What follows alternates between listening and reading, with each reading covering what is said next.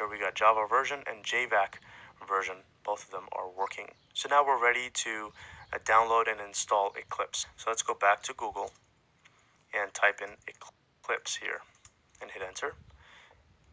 And this is the link that we want, eclipse.org. And as a matter of fact, Eclipse Oxygen, this is the latest version. So it doesn't matter which version of Eclipse we use, just try to get the latest one if possible. So the one at the time of this recording is Eclipse Oxygen. So let's click that and click on this download button here. And it'll take us to the Eclipse page, and we want this Get Eclipse Oxygen. So click that. You want to make sure you get the Eclipse installer. So this is that download. Let's click that. And there you go. The download has started. I'm just going to zoom ahead to the point where it is done downloading. The Eclipse installer is done downloading. Let's open that file up and press run.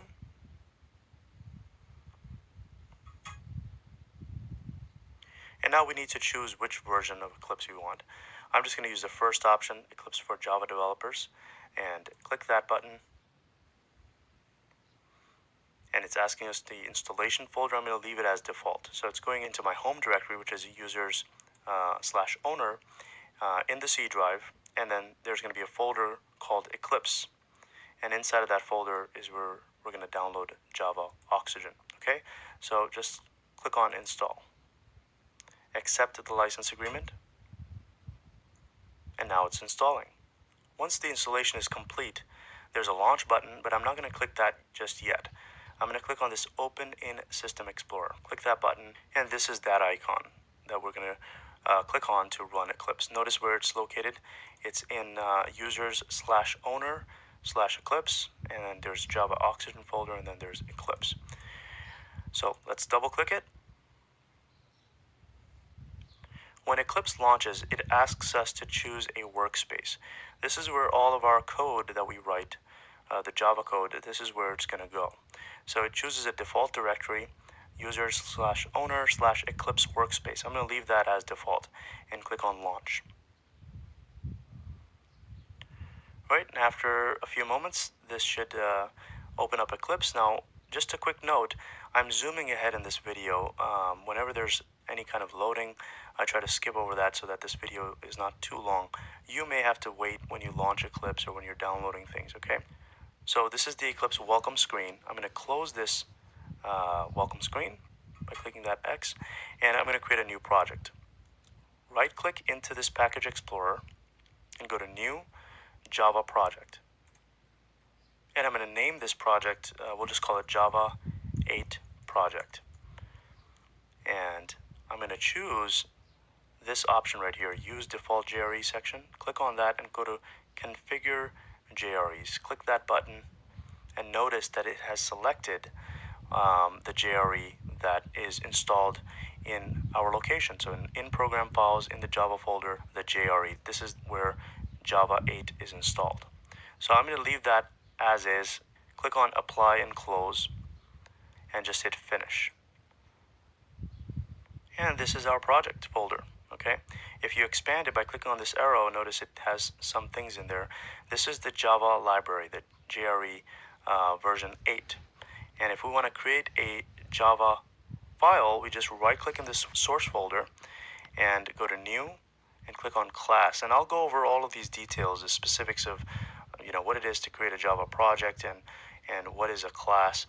So just follow along for now. Don't worry about the details. I'll explain all of these later. For now, we just want to make sure that we can write Java programs using Eclipse. So I'm going to name this class Test. Right, that's where in this text box with a capital T. Okay, and select this first option right here where it says public static void main. Checkbox that, and then just hit Finish. Again, I'll go over all of these details later on. This is our first Java file, and you see these 2 slashes. I'm just going to remove this sentence completely and just follow along. Type the following code: system with a capital S dot out dot print ln. And you're going to need parentheses, and inside of those parentheses we're going to need quotes, double quotes, and just type in hello world. And at the end of this line, we need a semicolon. Okay, so not important to go over the details of what this code is and what it does. I just want to make sure we get some Java code working so that we can verify that your installation is working successfully. So once we're done writing this code, we want to save it by doing Control S, and that will save this file. And then there's a play button up here. See this? It says run. So click on that play button, and this will run this Java file.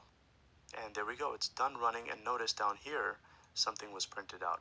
It's printing the words hello world. So if you made it this far, you're pretty much ready to rock and roll with this course. The rest of the lectures are going to be just learning to program in Java.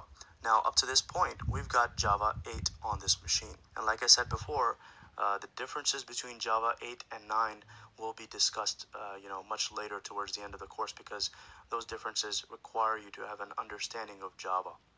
But for the purposes of learning to program in Java 8 and Java 9, your environment so far is more than enough. You're ready to rock and roll.